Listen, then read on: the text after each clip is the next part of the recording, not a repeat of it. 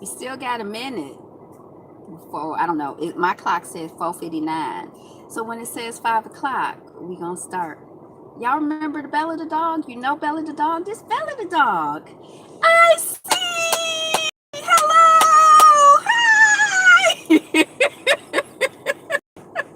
How are you doing? Yay. Angela. I miss you too. Good morning, good afternoon, good evening, Fabulites. I know there's Bella. This is Angela with another edition of Notes on the News. And I always, when being new to YouTube years ago, I'd see people watch people's videos and they'd be like, I'm back and I'm so sorry. This happened and that happened. But I promise you, but I'm not making any promises. That's why it's not news today. Because I'm here today. I'm here right now. And we gonna go from here. But it's been a lot going on, a lot of changes. Just trying to like kind of figure out, life like everybody else. There ain't nobody special. So good morning, good afternoon, good evening. So happy to see you and be seen and all of that other stuff. Today is the best day ever, and you are the greatest. I don't even remember how I used to do this show. I do know that this is Notes on the News, not news, where we talk about what's going on in the news, basically headline or a survey of the headlines. We're not getting in depth in any particular story necessarily. Where you been at, Ryan James? I know. We're not really getting in depth on any particular story necessarily. We may or we may not. But we just kind of talk about what's going on a little bit just based on the headlines and give our thoughts, ideas, and perspectives or whatever we want to do because we can do what we want to do because we're grown. But we are going to start. It's a new year. Happy 2019. It's the best year ever. We are going to start with Kwanzaa principles. I liked working through the Kwanzaa principles every time that we got together. So we're going to do that. And we are still working on endarkenment.com because when I considered doing something different, I didn't want to. So with the first principle of Kwanzaa, we're going to start there and just read a paragraph, is Umoja. And so Umoja is unity in English, Umoja in Kiswahili, unity. To strive for a principled and harmonious togetherness, not just togetherness, but a principled and harmonious togetherness in the family, the community, the nation, and the world African community. Which reminds me, at 6 or 6:30 or something, there's something being live streamed from the Detroit Museum of African American History, the Charles H. Wright Museum. I've been told by some elders that I can't just call it the Wright Museum. I have to call the Bible's whole name in honor of the Bible who conceived the museum. So the Charles H. Wright Museum is live streaming something tonight.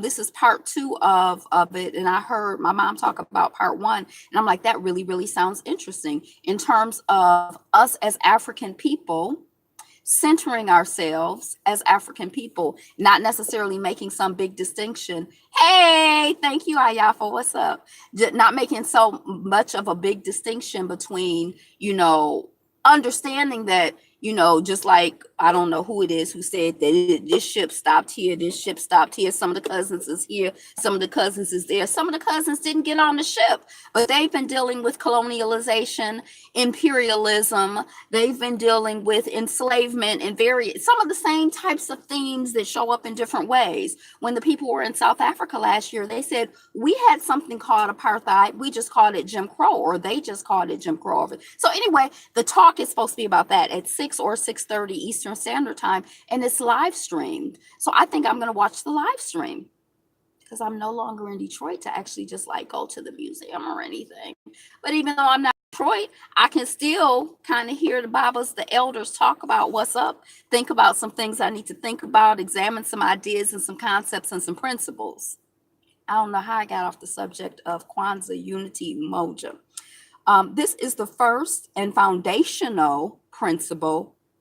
Where you at? I'm in the car. You know how I am. I'm on the road. I'm on the move. I'm on the go.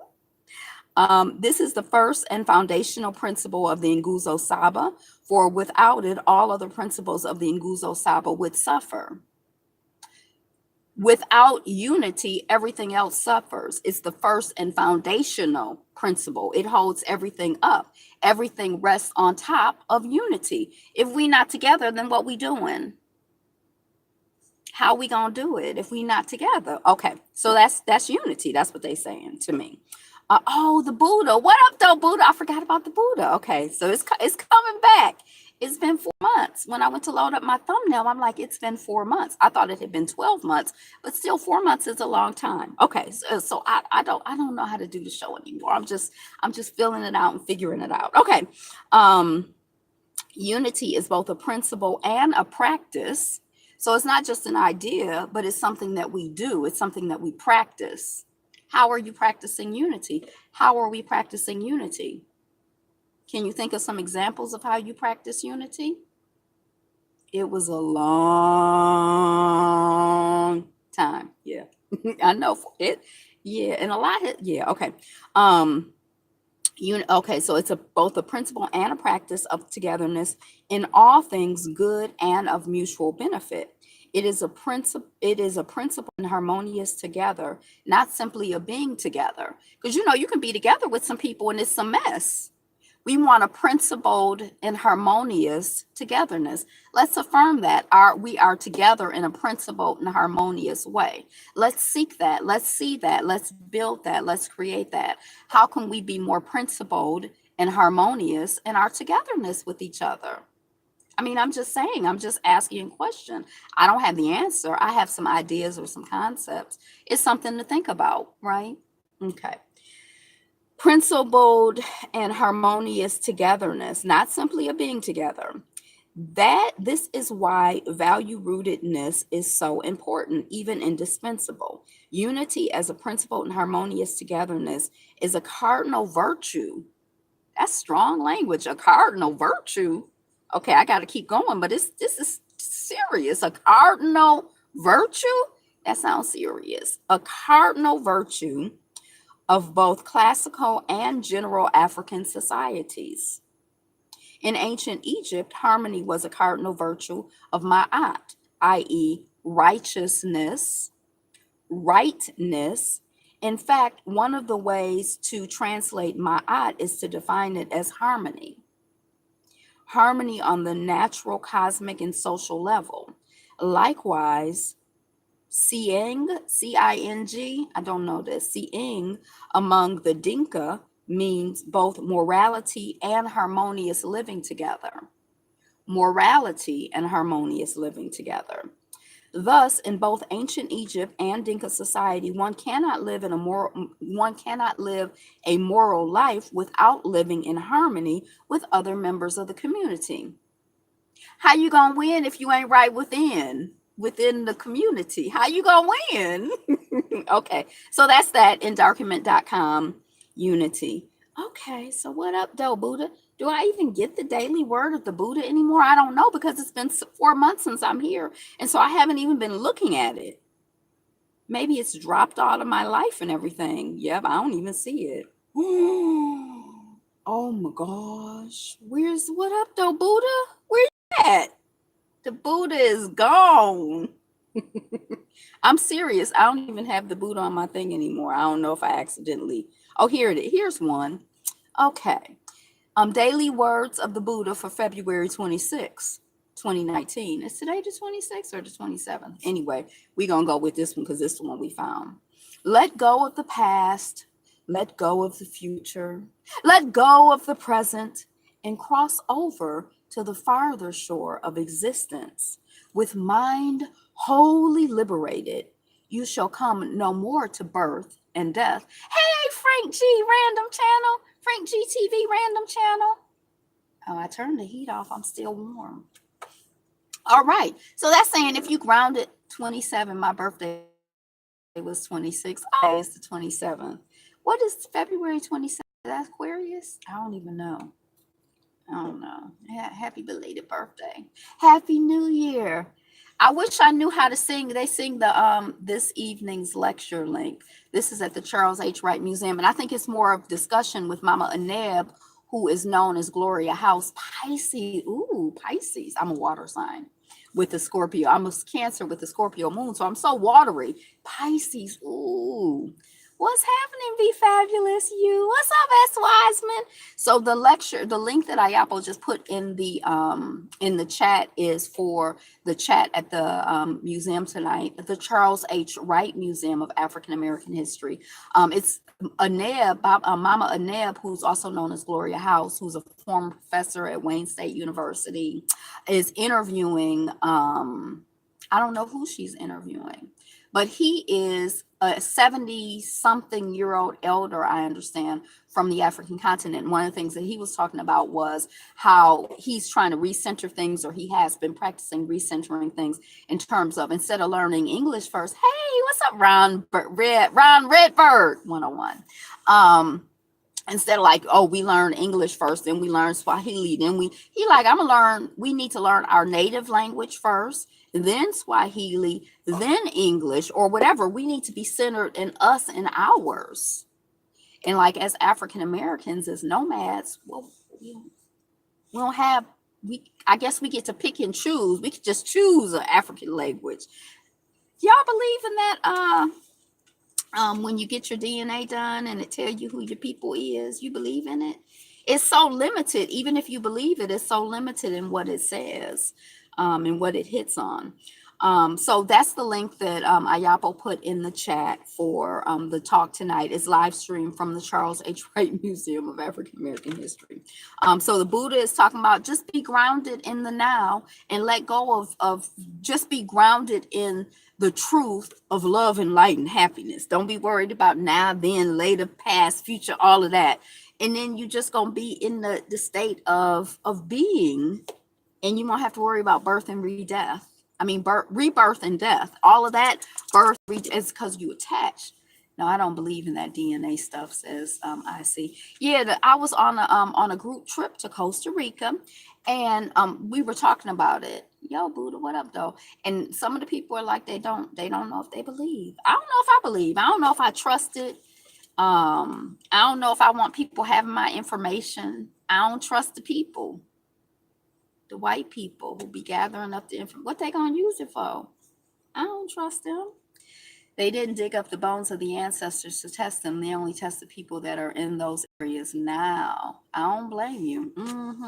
All right, so that's that. So let's just jump right into the news feed and see what a guan. And we only gonna go. It's 5:12 now. We can't go on forever because I'm trying to catch the live stream. So I don't know if the live stream is at 6 or it's 6:30. So I might leave at 6 just because I don't know. Okay, so let's see. What's in the news?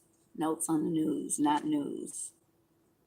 Y'all watched the was it a congressional hearing with some white guy? Cohen, the lawyer, the liar of the other liar. I don't know. It was on, but I wasn't. Do you care? I don't care. I don't really care. I don't care. I don't care. I don't care. But I thought some of the tweets were interesting. I mean, I don't care deeply. It's like it's like watching House of Cards or reading some fiction. I don't believe it. Like it is representative of something, but it's not something that I care deeply about, and it's not something I'm invested in. I didn't watch it. Nope. It's not something I'm invested in.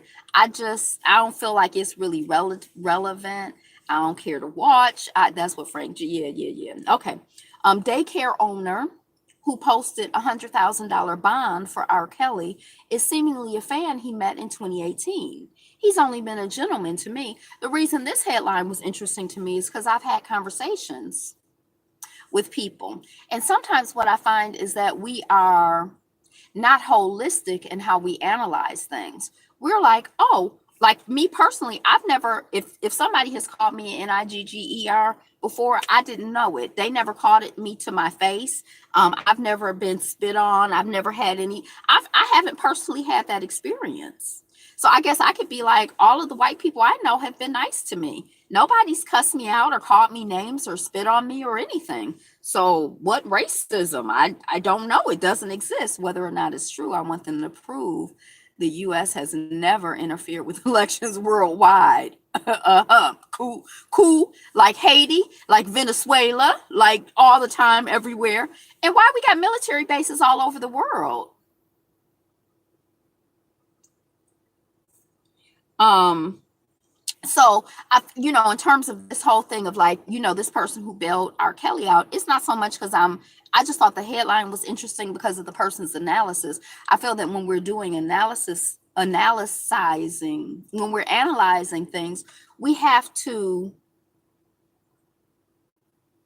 we cannot be limited to our own personal experience. We cannot take like, oh, this particular instance here where this black person was killed and murdered, it was because they were killed and murdered because they were selling cigarettes. And I protest, that's bad. They were selling cigarettes. They're criminals. They needed to be killed. You have to look at it collectively. You have to look at the whole picture. You have to look at it holistically. You can't just be like, well, all the white people I know have been nice to me, and so that's the end of the story. That's the amount of analysis that I can do. We have to do a deeper analysis and a broader analysis. We have to go deeper and we have to go wider. We have to look at the history. We have to look at the context. We have to look at our cousins, our brothers and sisters, our family, and understand what they're experiencing. We're also experiencing, even though it may not feel personal.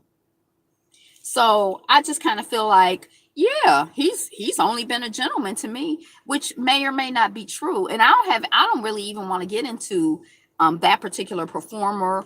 But I do know that someone could be a child molester. I do know that someone could be a rapist. I do know that, like people say, the system is the problem that needs to be addressed, not individuals. Just like people, like there's this joke or this comment going around that, well, this person can't be a serial killer because they didn't kill me. And it's kind of like, well, they could be a serial killer and not kill everybody. Just because somebody is a rapist doesn't mean they rape everybody. Just because, oh, and then the other thing that's going around that people are talking about, I don't even know in what context it's come up, but I guess someone has said that black people, well, she wouldn't work for a person who's a racist or something. Like there's something, and it's like, have you ever been black? Like if you've ever worked for anybody, you've well, I shouldn't say anybody, but I mean, if black people stopped working places where people were racist, a lot fewer black people would be working. Oh my God, you're back. Hey, Nikki! Nikki. The system must fall, crash, die, and burn. Burn, baby, burn. So happy to see you and everyone in here. Yeah. So yeah, I just think, we have to or we have the opportunity, and I challenge us and invite us all as we're analyzing things to not limit our analysis to our own personal experience, to not limit our analysis to one instance. I feel like there's this idea in this culture to like break things down. Oh, this particular plant, this way of living is good for you and you live a long time. So we're going to extract this little part of this plant or this little part of this way of living, and we have the whole thing. No, you don't have the whole thing. It's holistic. It's a total way of living. It's that plant in the context of that. There's something that encourages us to be very limited in our analysis. Holistic. We used to sound like this. We don't just stop at one point talking. Yeah. Okay. So anyway, next thing. Father believes religious cult led mother and daughter to murder 5 relatives. I saw this story. It was a black woman. Her daughter is like 19, 18. And then they done killed the story say they done killed the people, the children and the family. And when I first saw the story, I'm like, I don't want. And then I saw cult. I'm like, okay. I mean, I still don't really understand, but it's sort of like when your mind is compromised, and in a way, we under American bullshit. It's like we believe stuff, we behave and stuff in ways that are like outside of our normal, natural way. We believe things that don't make sense. So yeah, it is a shame. Prayers out to the rest of the family, to the children. I think it was just children who made their transition, but I'm not sure. It was five. I think it was five people, including children. So prayers out to those people as they transition. Maybe they be greeted and warmly welcomed by their ancestors, just into the family who remains and the friends, and that's it. Yeah, it's kind of a disturbing, it's a disturbing thing. I don't like to see anybody getting killed, but I certainly don't like to see black folks getting killed, and I certainly don't like to see black folks killing black folks. So just prayers out, to all of us. May we be in our right minds. May we be in our sound minds. May we elevate and be of greater service to one another.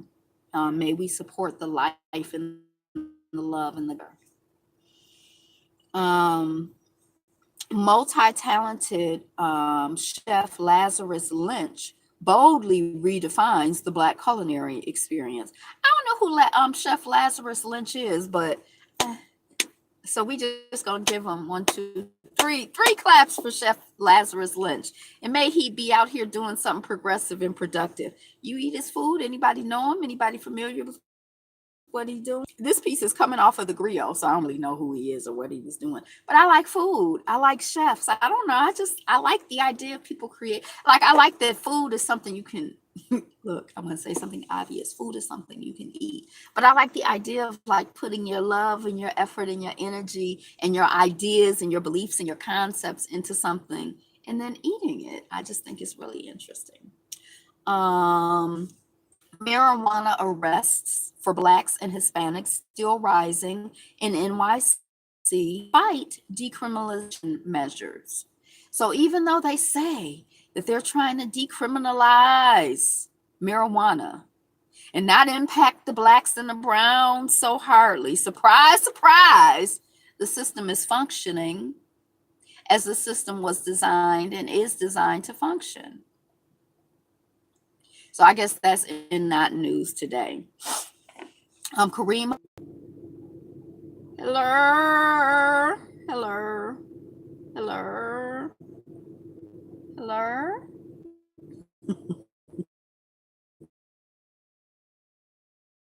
Why this is cutting off through? What is that? The portal where the internet comes? Hello, is any? You're here, buffering a little. Keeps buffering though. Oh, yeah, because I think I'm far away from the internet portal. Okay. I guess I'll just go until it can't go no more. Shoot, 23 minutes. That's nobody's tired of me yet. 23 minutes, are they? Some people probably are. Some people probably click this link and they be like, what the hell? Click off. But anyway, shoot, I haven't had time to get tired in 23 minutes, but I haven't really said a lot. Kareem Abdul Jabbar didn't have a trip to Costa Rica or somewhere like that. Got back. Look, I went to a reserve, and a butterfly reserve, and they were like, I guess growing these butterflies. I can't know. I don't know. I don't remember what they're called. Mariposa is how you say butterfly in Spanish. Of course, my accent is terrible, but Mariposa. So yeah, these blue butterflies, and then they're black on the outside when they. So I went to the place where they were growing them, or one of the places where they were growing them. Can you grow butterflies? Support like a farm. I don't know what to call it. It was like a room and they could come and go, but they were kind of confined. So it's kind of like when they say free range chickens and the chickens have a little door and the chickens can go out the door, but which chickens find the door? It's 8 million of them in there. They don't find the door. So they don't range freely. They basically stay in that little room. That's how the butterflies are. It's a lot of them in there. But anyway, yeah, that was in Costa Rica. Um, Ecuador has a massive butterfly farm. Oh, a butterfly farm. Yeah, I don't know if they called it a farm. I don't know what, but yeah, that's basically what it was. And they had like fruit in there in various places that was like, I guess, rotting fruit because the butterflies like it and they were on it. They kind of made me like a little breathless. Like, I didn't like really, I didn't like being confined with so many. I wasn't screaming or, ripping my skin or anything, but I was kind of like, ooh, you know. It's cute till that big butterfly gets in your hair, right? or just, I don't know. I like to watch the butterflies when they flying over there. But yeah, not in my hair, or just, they call the exhibit here in Philly a butterfly reserve, butterfly farm. I don't think that's the language they used either, but yeah, you get the concept. Um, Kareem Abdul-Jabbar auctioning off 4 NBA rings to support his charitable foundation. Kareem Abdul-Jabbar, I think he was born on my mother's birthday, April 16th. I think she was always just like, Kareem Abdul-Jabbar. That's why I clicked that article. But then I was kind of like, I think it's kind of reserved. That's it. I think it's kind of cool that, like, I kind of feel like if I had an NBA ring, I'd just be like, this ring sitting here is just sitting here. I can look at it. But imagine when you sell it, I don't know how much an NBA ring, but even if it's $500, that's energy. You could like use that for something. When it's just sitting here, it's stagnant. When you use that energy for something. So I feel like I can respect that.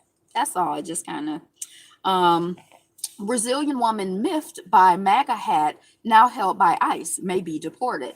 So this headline just says that she was miffed. This is coming off of the Grio. But I think that what had happened is that she knocked the hat off the man's head.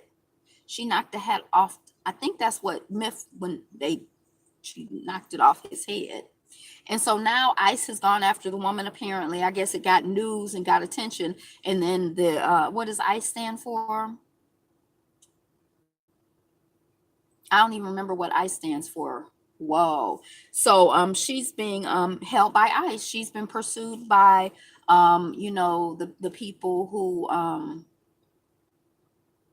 the government agency that is really seems to be the most in alignment with the thoughts and ideas and principles of Zero, of the current administration, of people who like they seem like they like the henchmen for that belief system, like they like all in. They seem like they like, yes, so they like, oh, you gonna knock the hat off of their head, the MAGA hat, we coming after you. And that's what they did. So it wouldn't surprise me if they deported the person.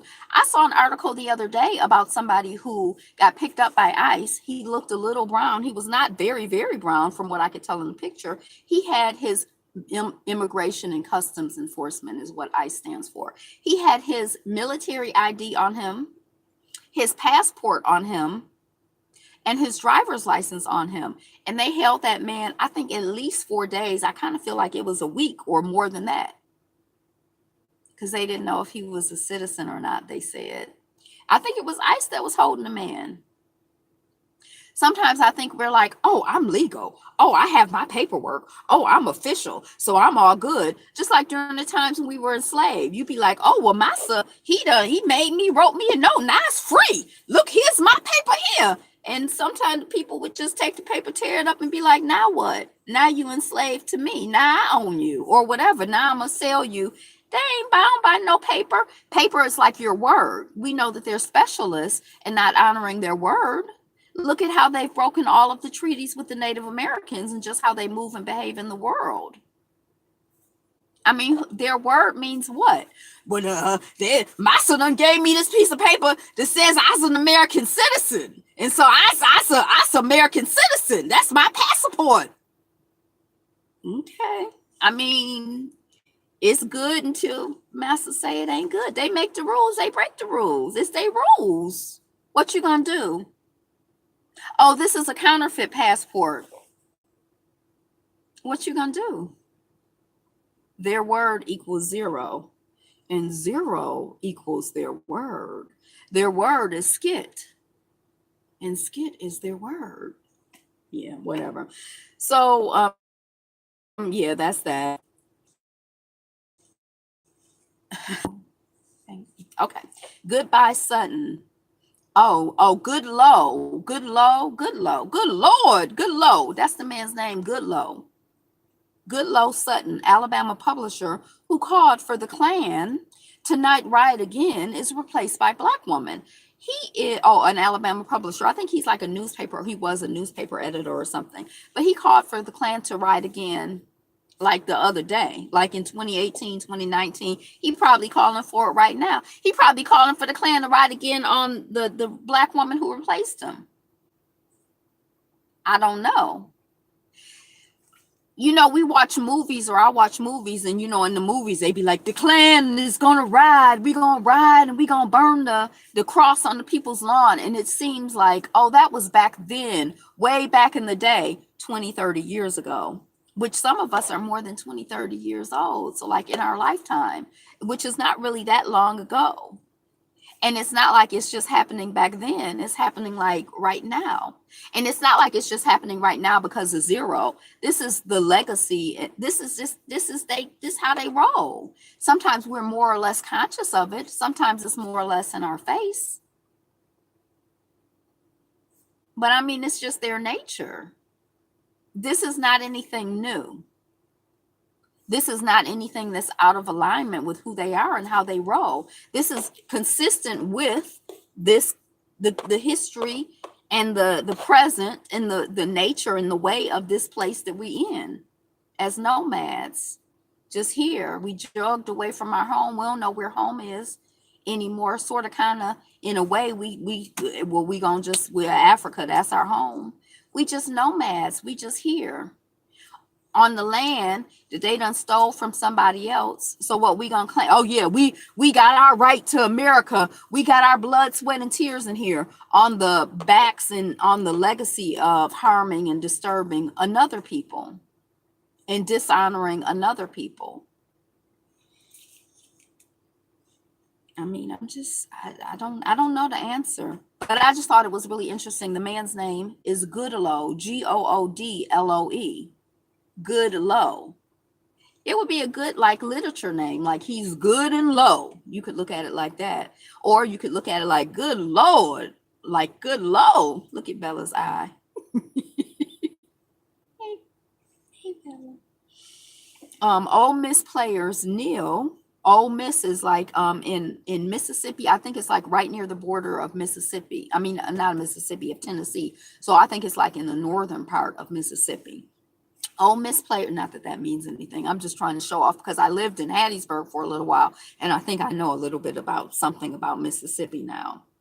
Ole Miss players kneel in response to Confederacy rally. We're tired of these hate groups. So Kaepernick and the other brother Reed have made a settlement. They have a non-disclosure statement, can't talk about it. They put out one statement. A settlement has been made with the NFL between Kaepernick and Reed. Can't nobody talk about the skit. This is the only statement that's going to be made, and that's it. Okay. But lo and behold, people continue to kneel, even though Kaepernick has made his settlement. And kneeling is really an interesting thing because it's so submissive. It's so interesting how upset some people get about such a submissive posture. How dare you kneel? I guess because they figure you start off kneeling, then you're going to stand up, then you might, do like this with your fist, then you might use your fist to be like, I'm sick of this skit. I don't know. But it's just real. But anyway, so the Ole Miss players are kneeling in response to the same old stuff. Exactly. The same SSDD, same stuff, different day in Mississippi and in this country and in this world. Is it the whole world? I think it's the whole world. I think you can find little pockets here or there, but I think it's the whole world. Racism, white supremacy, I think is a worldwide phenomena. I think it's the whole world. I don't want to tell you. I hate to say it. I don't even want to say it. I think it's the whole world. Los Angeles woman takes it upon herself to track down suspect who viciously attacked her in alleyway. This is coming off of Atlanta Black Star. I didn't read the story. I just thought it was interesting. When I was attacked by that young black man in the laundromat, I don't think that I would have in the moment when he was walking away, I felt like this surge of anger and I tried to punch him. But then after the fact, I just can't, I don't know. The whole thing was just very disturbing and upsetting and confusing. I don't know if I would have I just can't imagine myself tracking him down. I really didn't want to have anything to do with him ever again. I didn't want to be in his energy, his vibrate. It was just like I just wanted it to be over. Not that I don't understand, anger and revenge, because in small ways I do. But anyway, she tracked, she took it upon herself to track down the suspect who viciously attacked her. I'm imagining that it was a black woman, and she figured if I don't do it, who's gonna do it? Who's gonna take care of me, boo? Who's gonna check me? Who's checking for me? Who's checking for the black woman? Who looking out for us? So if she don't go out and get them, who gonna go out and get them for her? Not the society. Is Bella, you gonna go get him? Bella not gonna go get him. So I guess she figured shit. If I gotta go get him myself. So MSNBC guest Carrie Sheffield has a hard time explaining Trump policies allegedly aimed at helping Black Americans. I don't even know who Carrie Sheffield is, but it was just so shocking because Zero has so many policies that are aimed at helping Black Americans, as did his predecessor, Obama. So many policies. I just don't know why she would have a hard time explaining them, because there are just so many, and they're so easy to explain and so obvious. Detroit streetwear line expands with new storefront on the Avenue of Fashion. I met the company is called 313, I think, and I met the brother. I can't remember the name of the company. Oh, 313 is the name of the company. So if you're in Detroit, go check them out on the Avenue of Fashion. I think I was like at a jazz festival or something, and they had a table set up, and he seemed just really charismatic. Excuse me, he seemed like a hustler. I don't know him personally, but I don't even know if I bought anything from him. I don't think I bought anything because my brother has a company that's kind of similar in nature. Like he has a shirt that says, "What would Coleman do?" as in Coleman Young. And I feel like Coleman would be like, buck up and be like, what? That's what Coleman would do. But I don't know, because Coleman told the people, the white people, if y'all don't like what's going on in Detroit, then get to the other side of 8 Mile, gosh darn it. Get to the other side, gone into the suburbs, gone somewhere. And he told the people in the House Un-American Activities Committee, one of the people was asking him questions. He said something like, I ain't answering none of your questions because you can't say anything to me because you're a racist and you're from a racist society and you're out here hanging Black people, and you can't say nothing to me. That's not an exact quote, but that's what Coleman would say. I think what Coleman would do, he would buck up. So anyway, I didn't get a 313 t-shirt, but he was planning to open up on the Avenue of Fashion, and he did. So yay, 1, 2, 3, 4, 5, 6, 7, 8, 9, 10, 11 claps for, what's the brother's name? Let's just go on and say his name. Opening businesses. These little t-shirts are just very, very popular. To me, t-shirts are like the haircut. It's like it's certain businesses that Black people do, right? T-shirts, doesn't that seem like a very Black people business? To you? Does it seem like it to you? Everybody got a t-shirt line. I don't, but I'm just saying, you know what I'm trying to say. So, but anyway, still, everybody don't have one. He doing what he do. And a lot of these Detroit t-shirt lines are, they're not Black folks. So I'm here for a Black person doing something. Speaking of Black folks in Detroit and white folks and white saviors, you need 313 claps, right? 11 multiplied by whatever to get to 313. Battery low. Let me see if I can do anything about that. Excuse me for un momento, por favor. Un momento. So white here. I got a Black savior. I'm my own Black savior. I'm saving myself. So speaking of white saviors and, Detroit stuff not being, Detroit, the white people is coming in and they saving the Black people. Hey, Andres. Yes, for the white people saving us. So this movie, Green Book, which was, I guess, written by a white person, about a white person, Supposedly it's about a black person, but of course it centers a white person from their perspective, their worldview. They taught the black person how to eat fried chicken and how to relate to black people. I didn't see the movie. I just heard an interview with the family where they were like, I'm very I plugged in a power cord. So I think it's charging. They were very opinionated about the movie, and they felt that it was not representative of their brother. They're like a lot of stuff in their brother would never, or their relative would never do. They were very offended by the movie, by the representation. They felt like it was some bull. That's the impression I got listening to the interview. So this movie, Green Book, which is, another white savior movie. Last Mama on the Couch player, yet another white savior movie. Aren't they all? Almost all? Because I felt like Black Klansman was a white savior movie. Or whatever. I don't know. I couldn't even after a while, I couldn't do the analysis because it was just making me so tired. It was getting on my nerves so much. I have no interest in watching it. So anyway, the white savior movie, yet another white savior movie, won an award. And then the people got up, and I didn't see it for myself. I just heard about it. But they said Shinola is saving Detroit. That's what the white people said about a white company at the White Academy Awards. Is it the Academy Awards? I don't know. Yeah, so that's what had happened. So just speaking of yeah. Okay, so Detroit streetwear line. So this little guy, I shouldn't say little guy. This is the gentleman right here, the young man with his beard, his locks. His name is Clement Brown Jr. He's also known as Fame, Clement Fame Brown Jr. So 313 claps out to him for opening his new location. Fashion entrepreneur.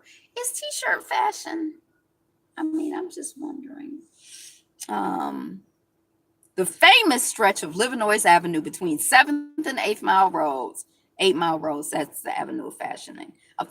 So if you're in Detroit, there's a grand opening party scheduled for Wednesday, March 13th, and you may not get it. They don't say it in here. Do they say it in here? It's 313, January, February, March, 313. The opening of 313 is on 313 in the 313. That's Detroit. That's because when you call the numbers, it's 313-867-7823. That's my number growing up. That number I wonder if somebody has that number. What if we called that number and it was somebody's number? I said it out loud because I'm like, it's not anybody's number. Okay. Brown stores carry his own 313 line, as well as a host of local brands that include Detroit Hustles Harder, Detroit versus everybody. I don't like that one. The name, I just don't like the idea. Why we got to be versus everybody? Why we got to be against everybody? Why can't we be with some people? I'm with people. I'm not against people. Shoot. 2,200 square feet. The new storefront is bigger than the original location, blah, blah, blah, blah, blah. So that's him. Yay. Fame. We just gonna call you Fame because was it Clement Brown Jr.? Yay. Okay. New Jersey schoolgirl sent home for wearing Nigerian head wrap. Now she is probably wearing that Nigerian head wrap during European History Month or something like that. Was like celebrating white people, like everything in the society, right? It was during Black History Month, like here recently. Everybody's saying this Black History Month is trash. Didn't they say that last year? Is Black History Month ever anything? I mean, I'm just wondering. But anyway, that's in Atlanta Black Star if you want to follow up on that story. Producer Will Packett addresses the Atlanta child murders in a new docuseries.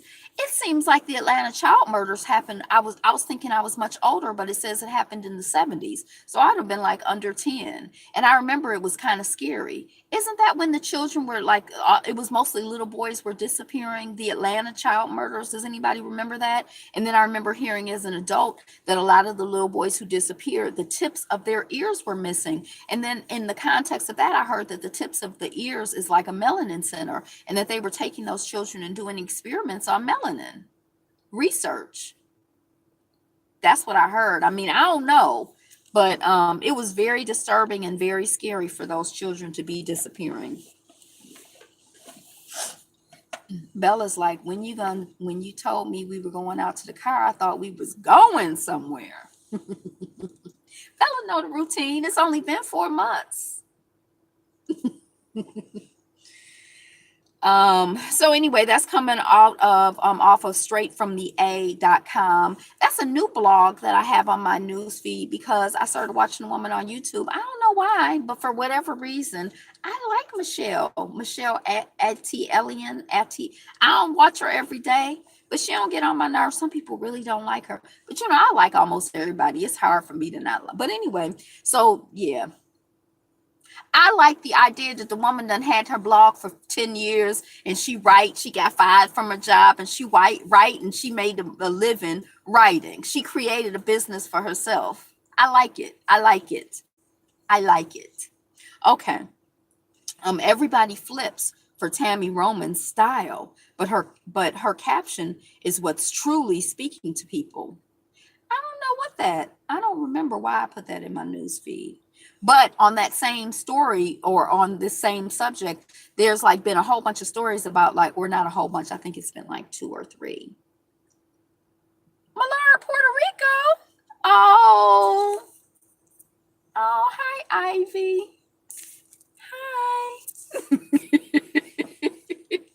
Hi.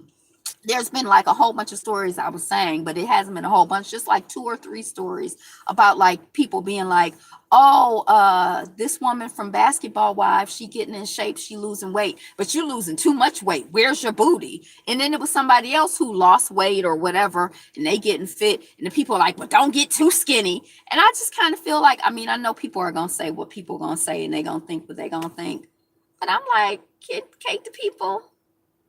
Can't the people live? Can't the people, why you can't, you ain't with them if they lose the weight? That's good. Shoot, I looked at some pictures of me in Costa Rica, and I thought I was looking pretty cute in my swimsuit and everything. That particular day I had a wrap on, but I mean, when I saw the pictures, I was like, oh my gosh, I need to lose some weight and tighten up, and let me do some exercises right now.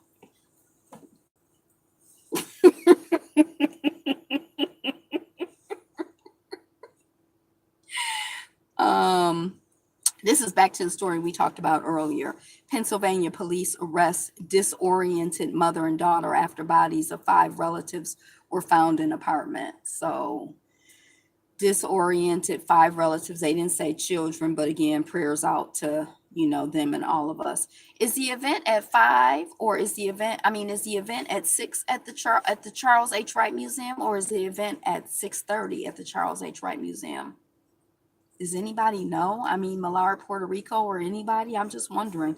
Australian Press Council deems offensive Serena Williams cartoon not racist. So the white people got together and they looked at the cartoon and they said, we don't think it's racist. So that's the final word on it, right?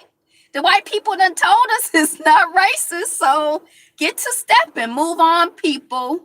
Because they determine what the reality is, and they done said the Australian Press Council has deemed that it is not offensive. So we moving on. Suicide attempt by Chicago 4th grader leaves him fighting for his life as school conducts investigation. That story's coming off of Atlanta Black Star. I didn't hit the link or anything, but prayers out to that child and his family, and to any young person or older person, anybody who is dealing with mental health issues, is dealing with feeling like they don't want to continue to live in a serious way. I know that sometimes it gets really hard out here to feel hopeful, to feel encouraged, to feel excited, to feel energized, to feel enthusiastic, to feel loved, to feel supported. But may we all energy with one another and help us, because we all have something or some things for people to share, that we're here to give and to distribute in the world, to radiate into the world. So we need you. We need each other. So let's be here for each other, and just prayers out to all of us who feel, because everybody, and I know that it's not the same when I'm like, we all go through feeling a certain way. I know that's not the same as when people have serious that's like me being like, oh, I know you got cancer and I know how it is because I had a cold the other day. No, that's not the same thing. But, just prayers out to all of us for strength and clarity and increasing connection with God and love and light, and just feeling and connecting with support, and just being increasingly aware of the love, peace, and happiness that fills and surrounds us. I think it's because I hit this thing that Bella popped her eyes open. Bella with a Mexican accent. Bella is named after the Taco Bell dog, so she does have a Mexican accent, and it says "Yo quiero Taco Bell." Is that a Mexican accent? Is that offensive? I'm not trying to be offensive, but that's because she's really food oriented. I don't know I don't even, my Spanish is terrible. I have the worst accent I can imagine how I sound to people when I'm trying to speak Spanish. Um, Video: violent brawl erupts between security guard and alleged shoplifter at 99-cent store. So I was thinking about being a security guard at a 99-cent store. And so that's like less than $1. And it's like, so now I'm going to be like fighting with people because I think they're trying to steal something from the dollar store. And then I was kind of like, well, would I be fighting with people if I thought they was trying to steal something from the $1 million store? I'm not really the one to be a security guard fighting with people over stuff. So anyway, that piece is coming off of the Grio. I guess it's a video. I didn't watch the video, but it's just like the idea that somebody work at a 99-cent store and they just out here brawling with people and fighting with people over shoplifting. But I guess they feel like they brawling and fighting over their job. They want to keep their job. So I guess I don't know. 7 years later, 6 ways Trayvon Martin's death has impacted. You'd have to steal 2 shopping carts full of stuff just to make it worth it. Right. 6 ways Trayvon Martin's death has impacted the social and political fabric of this country. So is this the 7-year anniversary of the murderation of the child of Trayvon Martin? That means that it's about 7 years since I really started to be on Twitter and started to understand Twitter, because I always think of Twitter in the context of what is this hashtag Trayvon Martin? I don't understand, what does it mean? And kind of like following the path and understanding how to use hashtags in the context of Twitter, understanding seeing people's articles. I have a draw. I sound like Quick Draw McGraw when I speak Spanish. I literally watched a man tuck cans of tuna and sardines into his coat sleeve at the dollar store. He might have been hungry. It's a shame that, yeah, it's a shame in the world where there is plenty that people are desperate. February 26th marks 7 years since the devil went on what feels like a Liam Neeson-esque mission to take out the first Black person he could find. Trayvon was so they talk about things that happened. The birth of Black Lives Matter. Streets are watching everyone, everything. But does it make a difference? I don't know if I feel like it makes a difference. The Charlottesville protest, Kaepernick's NFL protest, re-examining the Confederate flag, Dylan Roof. I don't know about this article, the election of Donald Trump. So they talk about things that have happened since Trayvon Martin made his transition. But, again, prayers out to the family of Trayvon Martin and to all of the people who have made their transition, who are nameless, whose names we don't know. Maybe their family and friends know, but they don't have, national, international acclaim. So when we say Trayvon Martin's name, may he represent all of the people who have been murdered unjustly by this evil ass society and agents of this evil ass society. And just prayers out to his family and strength for all of us. May we move in justice. May we behave justly. May we fight for justice. Meghan Markle and Prince Harry visit Africa as last trip before the birth of their child. What I thought was interesting about that is that they said their favorite continent, Africa. That's like the first line of the article. And it's like, I always think like a lot of Black people, when you're like, oh, well, you like to travel, where do you want to go? Oh, I'm going to go to places. And they have other places that they want to go that aren't on the continent of Africa. And I feel like just as a matter of course, like just politically, I'm not like, whenever somebody asks me something, I'm gonna be like, it's African, it's black, black, blackity black. Where do you want to go? Africa. We're in Africa. Liberia. I want to go to look, my mind is blanking. I want to go to Kenya. I want to go to Ghana. I want to go to Nigeria. I want to go to Morocco. I want to go to South Africa. I want to go to on the Ethiopia. Like, those are my favorite places. Those are my dream places. I've always dreamed about going there. I love going there. I can go there repeatedly. What brand of car do you like? I like the African brand of car. What brand of food do you like? What restaurant? All of our favorite things, all of the things that we aspire to should be African, just as a matter of course. They should be black, black, blackity black. That's how I feel. Even if politically, even if it's a lie. Because a lot of times when we're like, oh, I've just always wanted to go to this place or that place, we just doing that because the people told us that's what we supposed to want to do. So why don't we just tell ourselves we supposed to want to do something else? Oh, what languages do you want to learn? Well, I want to learn, what do they speak in Senegal? Wolof. I want to learn Wolof, and I want to learn Kiswahili, or, whatever. Let's start centering ourselves and thinking about, and big up in our stuff and talking about our stuff. And Africa is my favorite continent. All of the wonderful things happen in Africa. All of the interesting and everything that you could ever want is in Africa. Comes from black people. It's with black people. It's around black people. Black, black, blackity black. Black, black. So anyway, that's what I thought was interesting about that article. Even though she's blackish, but everybody should aspire to. Africa is everybody's favorite continent, isn't it? If not, why not? Of course it is. We love Africa. We love Africa. Africa, we love Africa. Gabrielle Union's new show, LA's Finest, halts production after on-set accident that left black showrunner hospitalized. I didn't know Gabrielle Union had a new show, but she does. It's called LA's Finest. It has a black showrunner, but production has been halted due to an on-set accident. So prayers out to them. I don't know. Gabrielle Union, the last TV show I saw her in was Being Mary Jane, right? Was it Being Mary Jane? Being Mary Jane. Okay.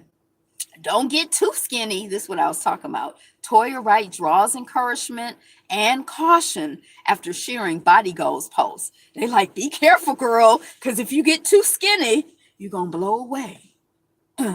Anyway, we just got to mind our own business. I just know. Okay. Go do some more exercises. Twist this midsection, because that's the part that was looking kind of loose around in this area, and then the thighs, the cellulite, and I don't see the mirrors at my house. I don't look like that in those mirrors. Maybe it was because the camera was HD at high definition.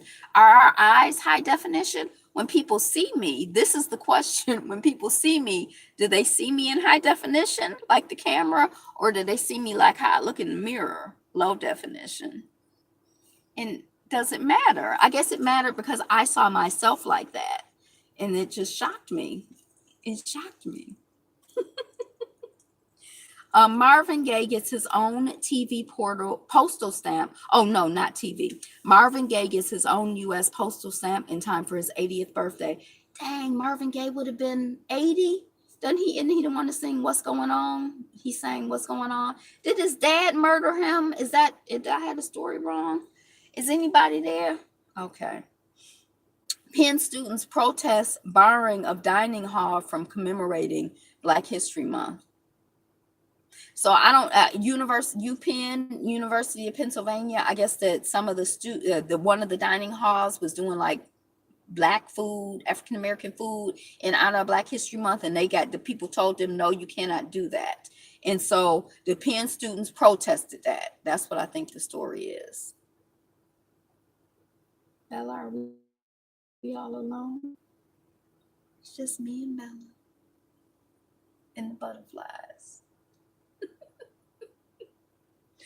All right. Julianne, I do kind of feel like, is anybody here? Hello? Hello? Hit one if you hear. Hit one if you can hear me. Hit one. Oh, we're here. Okay. What's that? A brown ear? All right.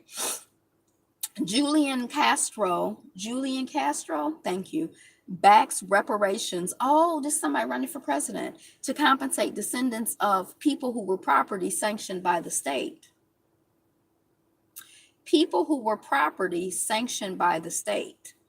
Now, see, I feel like language is really challenging because people treated us like we were property, but were we property? The state did sanction the treatment of people as property, but were we property? There's this whole conversation going on about hashtag ADOS, American. Our people were never property, says Ayapo. American descendants of slavery.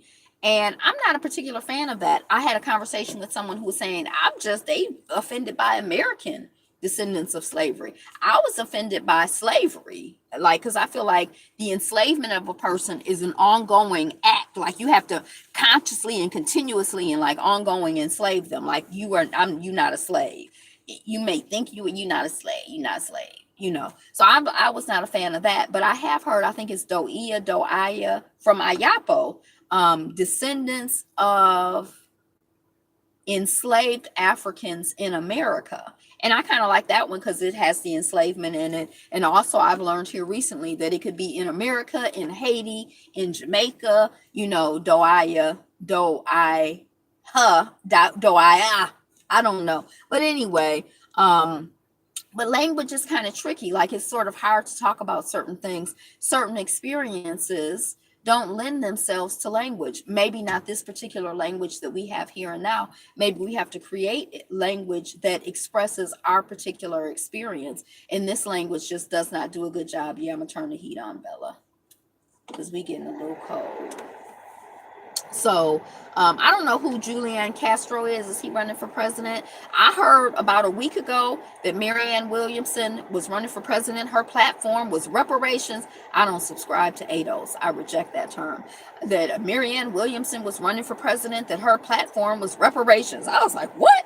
I used to go to Renaissance Unity when Marianne Williamson was the preacher. Remember when the South African who was in jail for 28 years, who became president of South Africa? I don't know why I'm blanking on this man's name. He's made his transition now. But when he came out of jail, I think it was 28 years. When he came out of jail, he said, our greatest fear is not that we are something. Our greatest fear is that we are powerful beyond measure. Nelson Mandela, duh. Remember when and everybody was like, oh, that was Nelson Mandela's quote. Yeah, Mandela.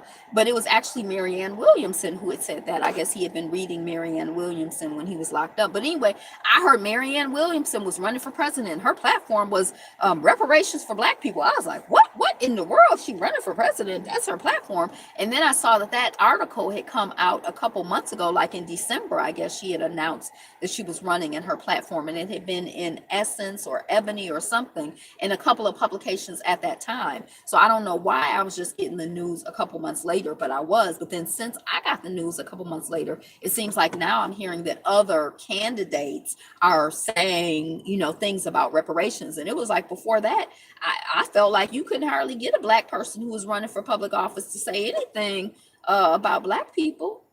They just want to talk about the people, all of the people, not the Black people. Because, of course, our experience is universal because everybody was enslaved in this country. So when you talk about the people, of course, you're redressing our issues as well.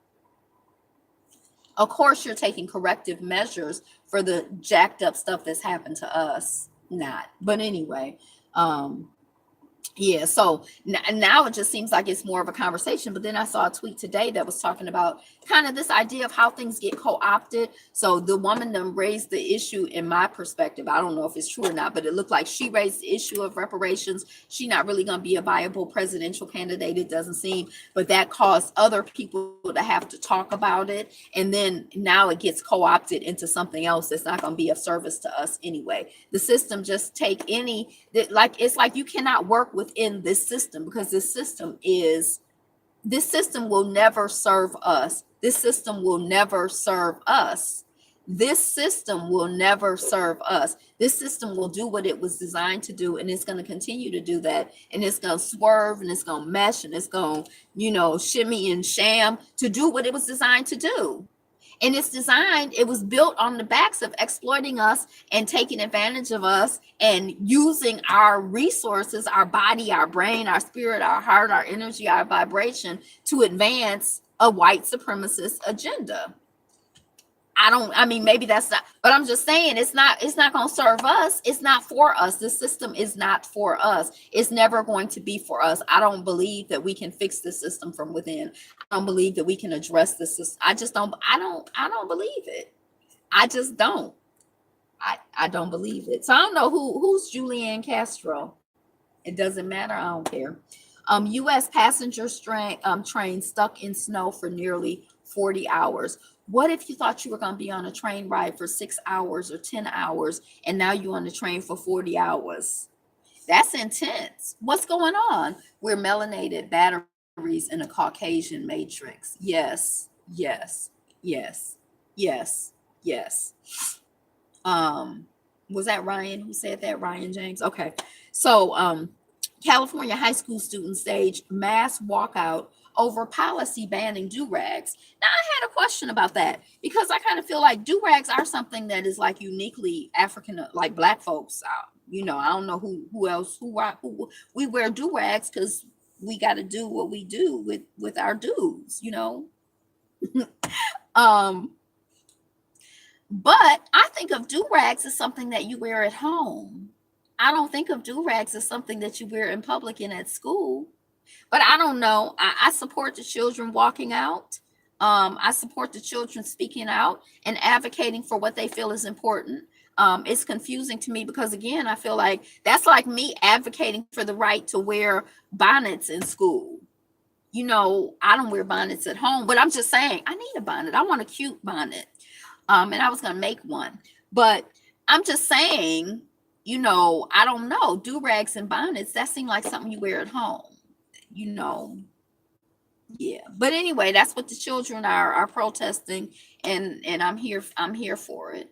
Do bald people like me wear don't rags? Activist Amber Evans vanished nearly a month ago. Here's what we know. Now, this is the thing that kind of shocked me. Has anybody heard about this activist Amber Evans? Because I'm in Columbus, and Amber Evans vanished from Columbus. This is coming off the Rio. This is a Black woman who vanished from Columbus. Amber Evans. So I need to study up more on this person and understand what's going on. Prayers out to Amber Evans, her family, and her community. She was an activist. She was out here trying to do something productive, trying to add value, trying to be a service to herself, her family, and her community. And she's vanished a month ago without a trace. So what's up with that? They tell us on the griot, here's what happened. But Eritrean press, Eritrea, that's the country. I always mispronounce it, next to Ethiopia. There's a young woman who works with me who's from Eritrea. She's really dark skinned. She's highly and deeply melanated, real cute, real pretty. I saw her made up in a picture, and I was like, oh my God, the child must be Nigerian, because those Nigerians know how to beat it. I knew she was from Africa somewhere, but she said she was from Eritrea. I should ask her how to pronounce it. Oh no, I lost my story. So anyway, there was something about Eritrea. So I guess since I lost the story, I'm gonna get on out of here. It's 6:08. So either Either I'm going to be a little bit late for a 6 o'clock live stream, or I'm going to be a little bit early for a 6 o'clock live stream. Maybe I'll get to eat some popcorn or something. But that's it. That's what I got today for you. This has been Notes on the News with Angela. Today is You Are the Greatest. Oh, that's how I used to end it. I knew there was something. Let me see if I can find it. Un momento, por favor. I was using my Spanish. It's really stressful. I don't speak good Spanish. I don't speak much, but it was really stressful traveling around and using my Spanish. I didn't really consciously feel stressed out, but when I reflected on it, all day long, token victory, says Ayapo. It was really stressful. It's like it was a strain. So what's new and good? What's going on with you and your family and your community? Put it in the comments. The good news. That's part of the thing too, sharing the good news. I done forgot. I don't know. I'm trying to find, here it is, the BFAB You song. So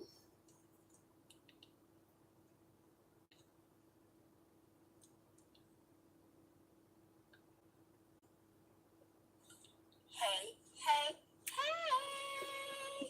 be you. Be fabulous. Be fabulous you. Be you. Be New York, Goodyear, New Mexico, Goodbar. I don't know what that means. If you ain't you, who we gonna be? If we ain't we, who you gonna be if you ain't you? I don't know what's up with the shoulders. Be fabulous. Be fabulous you. Peace. Peace. Thank you for being here. What's up with you? What's new and good? Thank you for all of the people who reached out and said, where you at? How you doing? You okay? I miss you. I miss you too, boo. Peace. Don't be a stranger.